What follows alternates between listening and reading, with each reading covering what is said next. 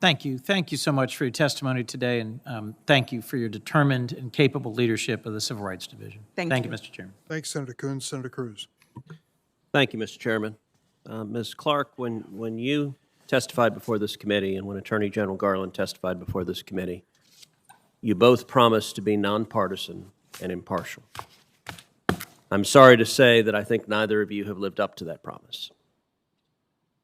Within weeks of President Biden being sworn in, the Department of Justice dismissed a Civil Rights Division lawsuit it had against Yale University for explicit racial discrimination. Yale has a policy that discriminates against Asian Americans at admissions. It does so brazenly and openly. And yet, the Department of Justice decided that preventing racial discrimination did not fit within the purview of the Biden DOJ. Now, in your defense, you were not yet there, neither was Merrick Garland. So that was merely the initial political operatives of the Biden administration doing what they believed was consistent with the preferences of the president. But just this week, after you were there, after Merrick Garland was there, the Department of Justice issued a memorandum to the FBI instructing them to mobilize against parents across the country, parents of school kids, who have the temerity to show up at school boards and express their opposition to the teaching of critical race theory, a pernicious theory that divides us on racial lines, that tells school children the lie that America is fundamentally racist, that America is irredeemably racist, that all white people are racist. It spreads racial division. Many parents are understandably quite dismayed at schools that are teaching this to their children, sometimes as young as 5. And yet the Department of Justice looked at that issue and decided to label the parents objecting to this teaching as domestic terrorists. Did you participate in discussions about the memo before it was issued? Senator, I can't talk about internal deliberations. You can't talk about whether you participated in discussions about the memo? No, but what I can tell you is that the Civil Rights Division will play a role going forward.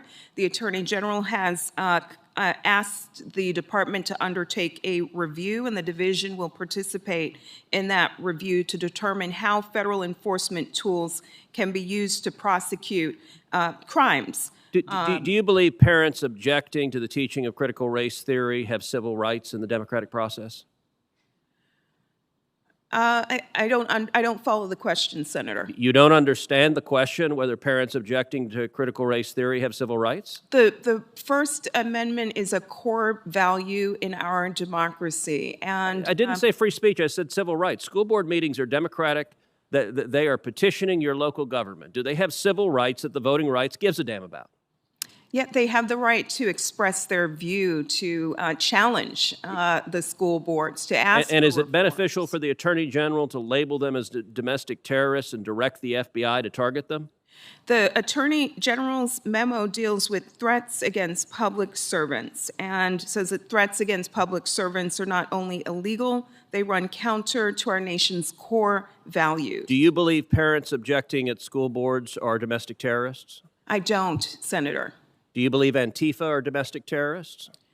I don't have a view about Antifa. Do you believe the Black Lives Matter protesters who burned shops, who firebombed police cars, who murdered police officers, do you believe they're domestic terrorists? Senator, I believe that we live in a society where people espouse different views, but what we don't want are threats. Ms. Clarke, it is amazing that you're not willing to condemn people who are murdering police officers and firebombing cities because your politics aligns with them.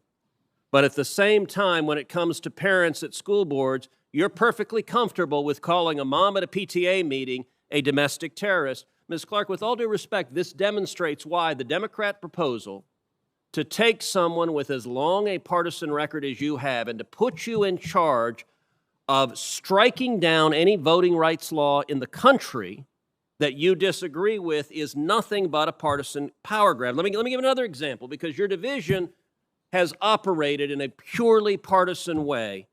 The Department of Justice dismissed the civil rights lawsuits against the state of New York, the state of Pennsylvania, the state of Michigan for those governors' policies that sent COVID-positive patients into nursing homes, force the nursing homes to take those patients, a decision, a political decision that resulted in tens of thousands of deaths. One of those governors, Andrew Cuomo, has now resigned in disgrace, and his staff had admitted they lied, underreporting the deaths that policy caused, and yet your division dismissed the lawsuit against those Democratic governors.